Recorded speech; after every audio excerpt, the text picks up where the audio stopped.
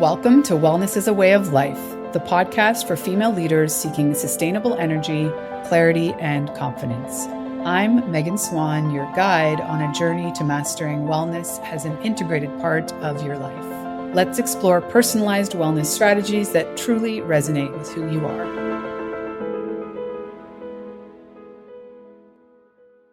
Welcome back to Wellness as a Way of Life. Today, I'm thrilled to talk to Sarah Horgan. She's the CEO of Simple and Intentional. She is a full-time working mom and wife who lived with clutter and found her way to the other side. She radically changed her own life after a stage 4 cancer diagnosis, forced to examine everything, as you can imagine, including her perfectionism and people-pleasing. So many women are suffering from these two things that keep us tied to things that we're not being intentional about. Let's be honest. Sarah realized all the stuff, and not just the physical stuff, was standing in her way of living her life, her way. After embracing minimalism and finding her way to simplicity, Sarah started Simple and Intentional to support other women to do the same. She encourages and inspires others through her blog, Instagram account, podcast, and soon-to-be online membership, which we talk about in depth on this interview. Sarah lives in Toronto with her husband and daughter. So let's dive in. Hi, Sarah. Welcome to the podcast. I'm so thrilled to have you here. Finally, I feel like this has kind of been a long time coming, this conversation. So how have you been?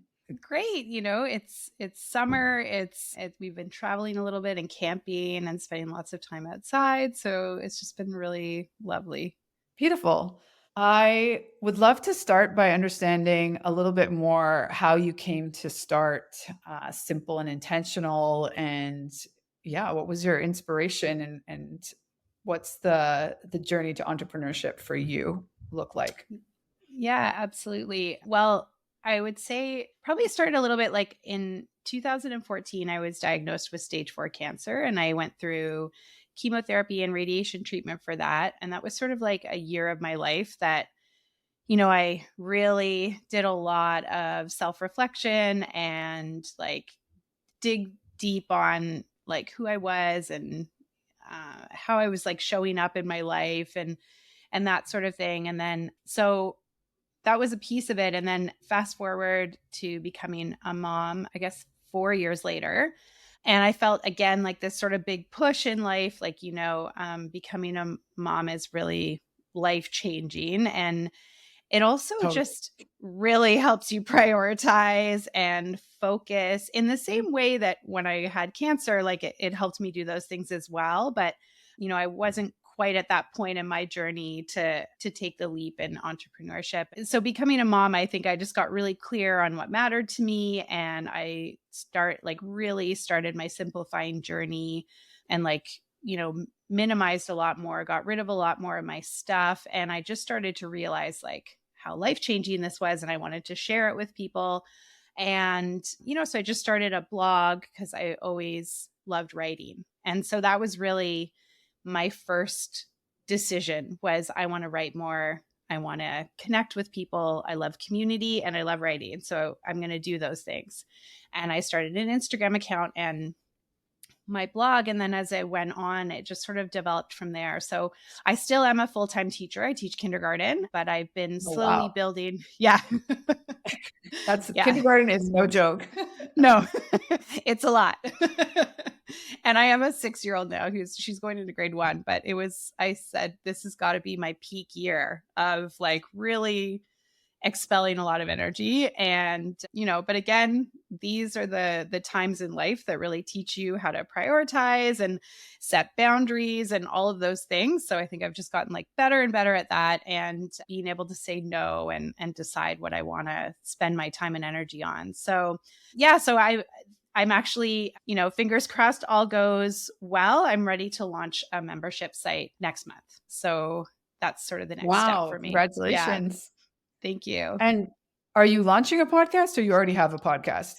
I have a podcast. I've had a podcast for about a year. I guess it's coming up on a year and a half, which I've loved. And that's been amazing. Like just connecting with other women mainly and just getting to have these amazing conversations with people who also like deeply care about being intentional and focusing their lives on what matters and simplicity. And so that's been amazing for me, and I've loved it, and I'm continuing with that. But I'm adding this layer of community, which is something I've wanted to build since the beginning, and it's taken me the time to figure out this is, I think, the way to do it for my community.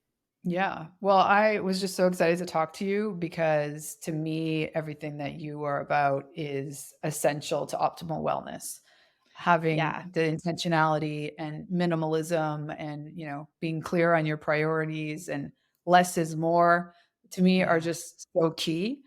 So I'd Yeah. love to, there's a couple of things I wanted to drill down on with you in terms Mhm. of your recent blogs. I think there's so much we can talk about. But first, because you are just doing so much. So how does having clarity and intentionality help you maintain your energy? Yeah. So I will say that I did take a little bit of a break for the last couple of months, like, and step back because that was one thing I realized, like, I'm doing a lot. It's the end of the school year. I just need to sort of take a step back. So one thing is I really try to be intentional about taking time to rest and just be. I meditate. I've done that since I was diagnosed with cancer. That's something that came out of my illness, was like developing a meditation practice. So that is number one. And when that sort of falls away a little bit, like a week is busy and I haven't really done much of that, like I really notice it. And it's sort of just taking the time to like sit, be still, be who I am, just existing, with nothing else, like no other demands on me in that moment, like drinking a cup of tea and just sitting by the window or something like that. That has been really essential because why am I doing this all if I can't have the space and time to just be with myself? So that's a big piece for me. I also make exercise a non negotiable.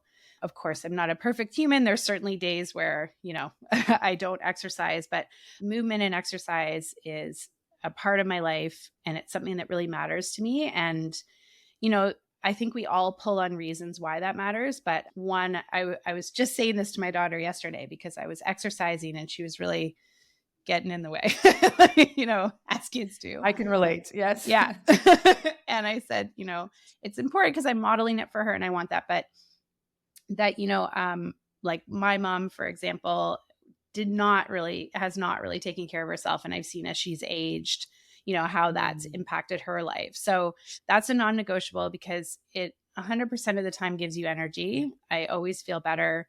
And I know that I'm maintaining strength and vitality when I do that. And when I compare from when I was sick, like I had a tumor on my heart and my lung, and it was Mm. very hard for me to walk, climb stairs, have a conversation without getting breathless. And so I don't take that for granted, that I can move and I can breathe deeply and that I can get my heart rate up, because I also experienced cancer related fatigue for 2 years after my treatment. And it was very hard mentally and it was very hard physically. And so I would say like meditation and movement are two things that I absolutely have to have in my life to be able to maintain what I'm doing. And then I do a lot of self reflection where I just sort of check in and I try things out. And then I see Mm. like, like I had a Facebook community for a while and it was a free community and I really loved it. But I found like, hey, people are engaged for some of the time and then they're not. And this is like a lot of output. And so that's why I've sort of moved over to like building this membership, because I think we show up more sometimes when we pay for things or like when we're a little invested. And so things like that, I've sort of learned like, okay, I tried this and this is what I'm finding from it. Like, and one-to-one coaching, for example, like I love connecting with people, but it's a lot of time and energy while I'm still working full time. So how can I help people and how can I help more people? And I think, doing group coaching within my membership is a way that I've sort of figured that out. So it's sort of this like self-examination, and I just sort of try to shift and adapt as I build things. I think if Yeah. that answers, yeah. Totally. And I applaud you for stepping back. And I'd love to sort of drill down on that a little bit. I think you kind of talked around it in that I'm sure your mindful practice helps you Yeah. have more self-awareness when you're like, okay, I'm doing too much. Like I'm Yeah. at my point that this is not enjoyable, or I'm Yeah. about to break, or like it Yeah. just doesn't feel fun, or whatever the measure is. Yeah. And I think that's so hard for especially female Hmm. entrepreneurs. We have all of this, Hmm. good girl brainwashing. We want to do it Yeah. right. We want to, show up for people. We're Yeah. we're always wanting to be there, even when we know like we're not really all there anymore. It's Yeah. feeling like forcing ourselves to do something. So Yeah. is there some sort of sense or measure that you have personally when it's like, okay, I'm taking a step back? Because even I remember, I believe I reached out to you and you were just about to take that break, Yeah. and Yeah. and I was like, yes, this woman is, walking her talk, because she's all about Yeah. simple and intentional, and she knows she needs to take a massive social media break. And I, Yeah. I just applauded you. So was there Yeah. like a feeling? What was that to you? I think like a few things. Like one, things started to feel like very scattered. Like I didn't feel like I was feeling clear, when I like create content for social media. Like I usually have a really clear idea, and I feel like, yes, this is what I want to share and this is how I want to do it. And I'm not somebody who like plans out things like months in advance. Like I just have to I don't know, like maybe I should, but I really just like go off of like how I feel and what comes up and like what I'm thinking. And, there's some planning involved, obviously, but like I tend to sort of organically come up with things, and it just sort of flows and it feels good. And it wasn't really feeling that way. Like I was feeling really scattered and feeling like, oh, I got to do this. I got to do this. And I just didn't feel like on top of anything. And it's Mhm. just sort of a time for me where like teaching really is, you're sort of Extra at your intense. max. Yeah, it's extra intense. And I was like, you know what? This is what I say I want in my life, is to have this simplicity so that I can have this freedom and this space and this peace. And so I'm butting up against these feelings that aren't that. And so it's just time to say, like, okay, I'm going to step back. And I thought it would just be like a few weeks. And, in the end, we traveled. We went away to Portugal for a few weeks to visit family. And so I was like, I think just I'm going to enjoy being here with people. And when I come back, that will be the time. And it just felt like the time. So I came back to it because I know I love it and I know it matters to me. And it gives me a lot of purpose. Yeah, and I think when you take that step back, it also allows you to come back with new energy and new Hmm. inspiration and intention, right? Like the Yeah. purpose is clear. Yeah, absolutely. Absolutely. So I think it's kind of rolls right into a beautiful post that you made on, I believe it's 9 routines. And maybe we're not going to go through all 9, but Mm-hmm. I think there's several that are related to what we're talking about in terms of, checking in. Hmm. And to me, every single one of them was related to optimal wellness. So Yeah. we'll definitely share that blog post in the show notes. But Yeah. um, yeah, what are your sort of? Let's not go through 9. Maybe your top 3 of that list.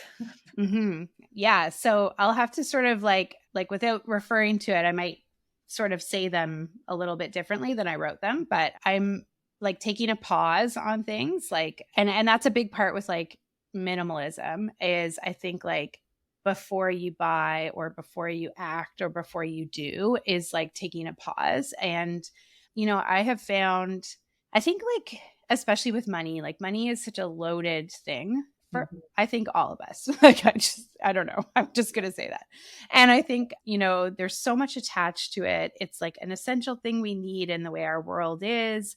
And yeah, there's so many layers of emotion. And so I think that whenever we're acting with money, it's really good to take a pause and sort of do those check-ins. And it comes back to that mindfulness. Like I really think being mindful and being able to just have some awareness about how you're acting or what you're feeling and saying like, okay, and especially as moms, like I find this, I don't know, like this week I'm starting to think about, back to school stuff. And like, I like to plan ahead with like winter clothing and that sort of thing. Cause, you can save money if you buy things at different times. And, but it can get really easy to get caught up in like, oh, they need that or they need this and I better get it now because it's on sale and that sort of thing. But like when you can actually sort of take a pause and just take a step back and maybe wait 24 hours, 48 hours before you make buying decisions, I think you teach yourself Yes. a few things, like I think you teach yourself like, you don't have to have a sense of scarcity. Like stuff is everywhere and stuff is always available and you will always have what you need or have a way of getting it. Like there are free things, there are low cost things, there are high cost things. Like you can find stuff. So I think when we can pause and sort of make like slower, more intentional decisions where we're examining how we're feeling, that makes a huge difference on how much comes into your home, what your bank account looks like, that sort of thing. And not to say like we don't make mistakes or we're not going to make mistakes, because like please allow yourself that, especially like developing your relationship with money. Like, no, you will probably overspend again. And there are ways to sort of like keep your receipts and that sort of stuff, like to, help yourself. But that, all of this stuff is such a journey and such a process of like learning and changing and doing something different. So, yeah, I think taking a pause. And I believe like mindfulness, again, is sort of like meditation is one of them. So, like, whatever that looks like for you, because like this is the number one thing I always push people to do. And whether or not that looks like a formal meditation practice, like, I think sometimes people get scared away from that. But Totally. like, even if you just sat down without your phone, without anything, and just like sat down for 5 or 10 minutes and just didn't do anything, like just start to notice how often in that 5 minutes or that 10 minutes that you have like the urge to like get up and do something, or like pick up your phone, like, oh, I got to do that, or whatever it is. Like, I mean, even now, like after years and years of doing this, I find myself having moments like that where it's like, I'm not being productive right now, or like, I have so much to do. And just sitting and being with myself can be hard sometimes. And if you haven't practiced, like it's kind of really hard in the beginning. So, but I find it's the key to a lot of change because it brings awareness. It allows you to slow down and notice things. And then that's the place of intentionality. So I think those two are really big. And then I'm trying to remember that list. Like I know I wrote it and I've shared it a lot, but Yeah, no, I yeah, think you kind of touched on a few there that overlap. So I yeah, think that's amazing. I mean, it's a great list, and I think to your point, I often tell clients like just for a couple minutes a day, stare out the window or stare at a tree, yeah, and, notice yeah, how it's changed, if at all, or are there yeah, birds, and just being present in your yeah, environment as a starting point. yeah, Not, I mean, I think most people can eventually get on board with some sort of meditation, but it's also yeah, not all the catch-all. Breath work is another example of something yeah, that just helps you be more in the moment, and it's a yeah, practice because yeah, are we so trained to be productive, and yeah. we're glued to our to-do list in whatever form, our calendar, the emails, etc. Yeah. Oh, another one, actually, I'll just touch on. I think another one of them was put your blinders on, because I feel like that's one that I just want to say, coming back from my social media break, was actually like, I felt myself like really getting pulled into comparison, which is usually something I'm like not Mm, particularly pulled into. Like I'm usually like, yay for them. And, like feeling good about yeah. what I'm doing and like happy for other people. And, coming back, I was like, oh, I should be doing this. I should be doing that. Like I started to have this thing where I was like, I'm not doing enough. Da, da, da, da, da. And I think that when you can develop just like not paying attention to what other people are doing and focusing more on yourself, I think that's another really big one, because there's so much comparison available and it's such a challenge. It's such a hard one. So, yeah, just to throw that one in there too.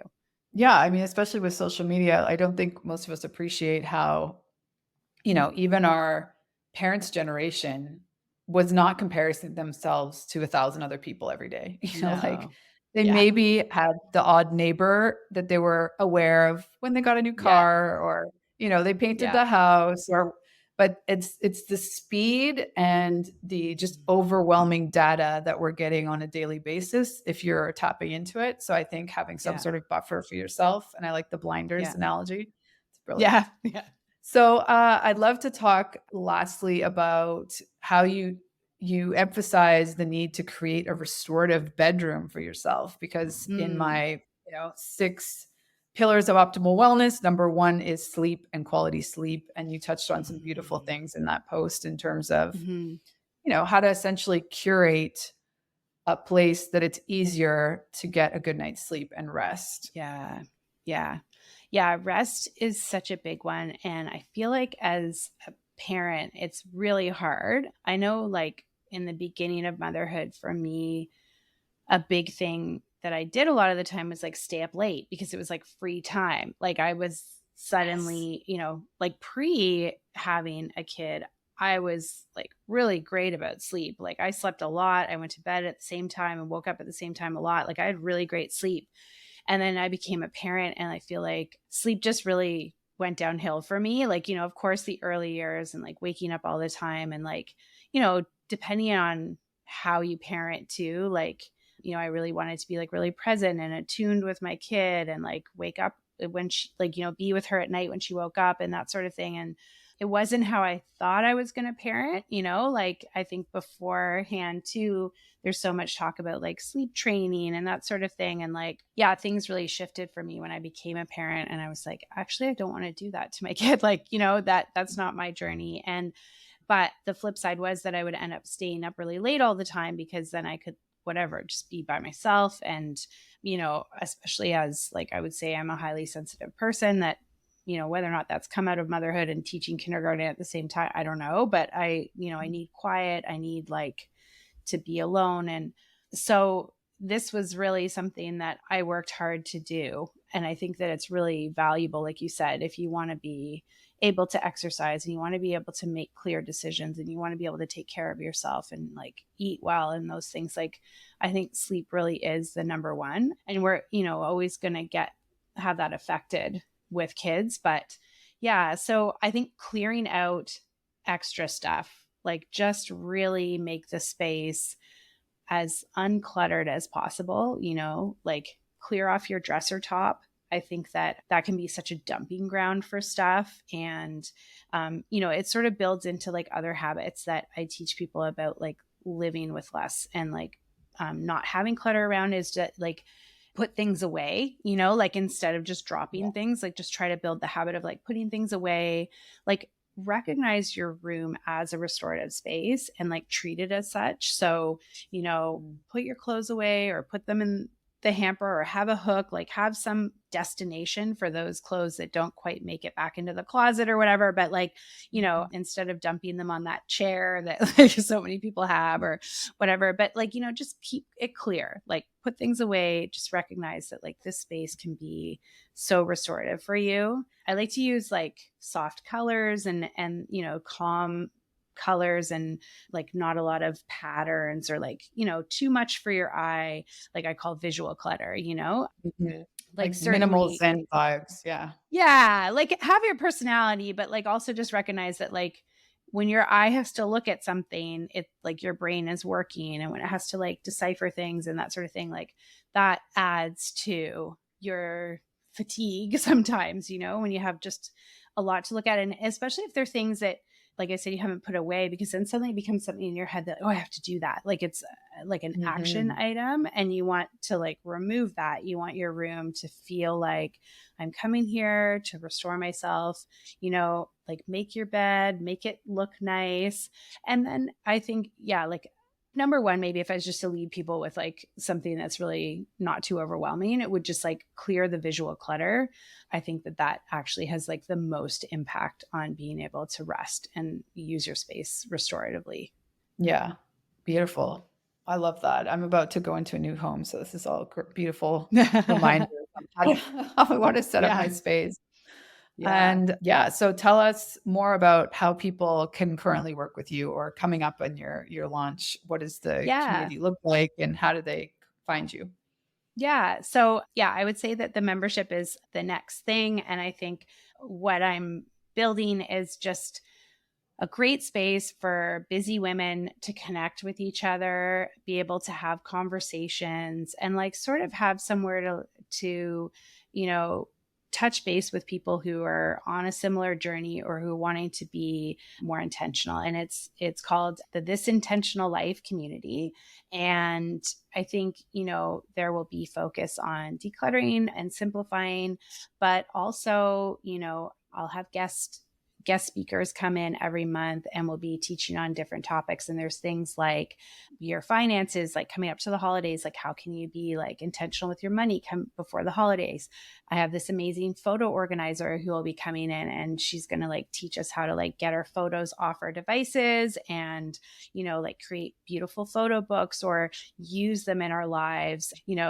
People who are teaching about decluttering and like how to be more conscious of that. And so there's like a great lineup of people who are going to teach us really great things. And then I will also be teaching a class every month on different topics. And then there will be group coaching, as well as there's sort of meetup times where you can like come online and connect with other people and maybe use it as a time to like work on your project or whatever, or just to like get some accountability. But I'm really wanting to build a space where people can feel connected, have somewhere to touch base, and to help them grow at the pace that they are growing at. My like one of my biggest mantras, like it's on the wall here, is like progress over perfection, and like little steps really add up. So yeah, so you can find me on my Instagram, and you'll be able to connect through to all the information on that when it's available, and on my podcast, the Simple and Intentional podcast, and then my website, simpleandintentional.com.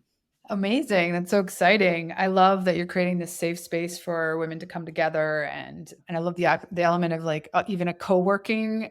I think we all have that drawer to start. Yeah, Like the drawer that needs to be totally. tackled, and you can Yeah. do that on a call with a bunch of other women, working on Yeah. their own projects.